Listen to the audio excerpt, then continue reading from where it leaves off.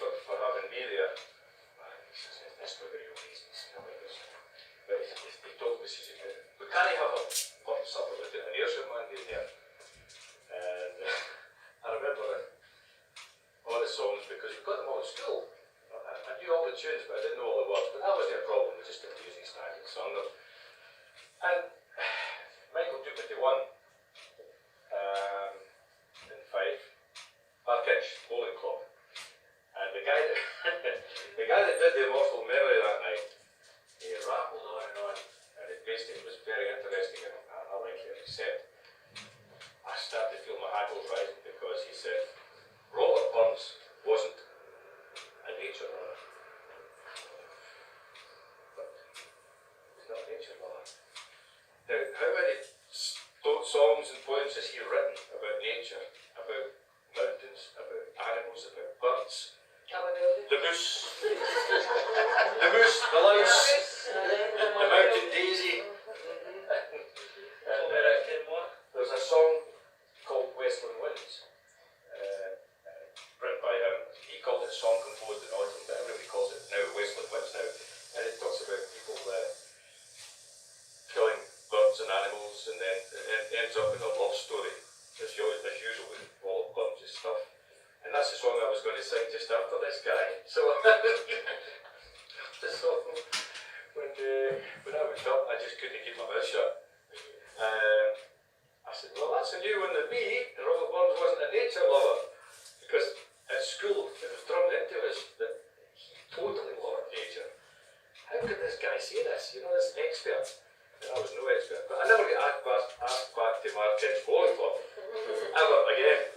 There's no great loss, I can tell you that. But the Immortal memory, it's not going to go on for a long time with me. But what I can remember, I was born in here, only 2 miles, I can't remember that. But my mother just happened to be there at the time. I grew up in Ayrshire.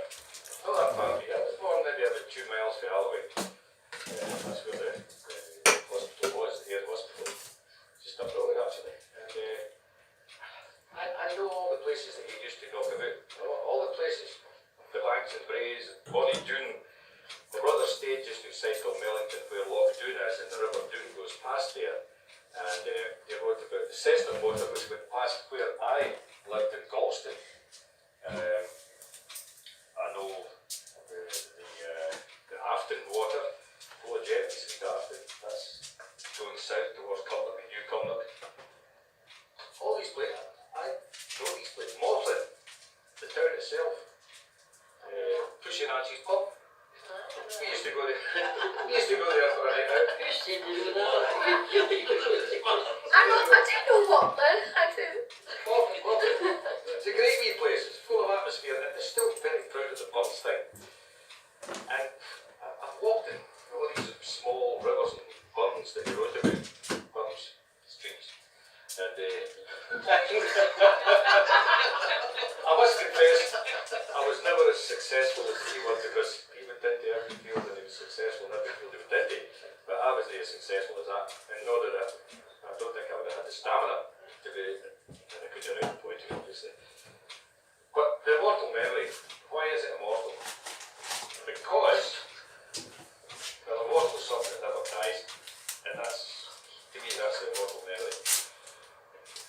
His work, his outlook in life, has struck a chord with people, not just in Scotland, all over the world. Poets of his own time, you know, people like Shelley admired him and said they learned from him. Poetry, Shelley, Keats, people like that sounds entirely different, but they respected all the ones. And as I said earlier on, his songs were put to tunes by people like Mel Pendleton. Present day poets like Bob Dylan think that Robert Burns was fantastic. He loved him. Abraham Lincoln, President of the USA, he used to recite his poems that must have baffled all his friends.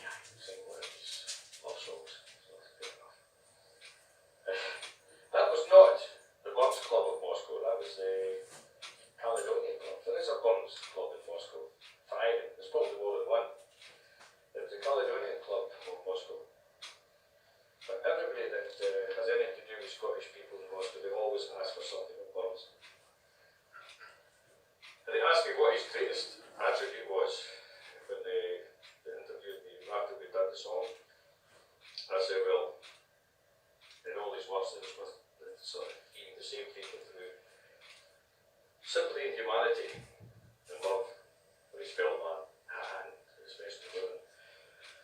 And nature, keep going back to this nature, that guy in that oven cloth, to me is a complete idiot. His ability to express these things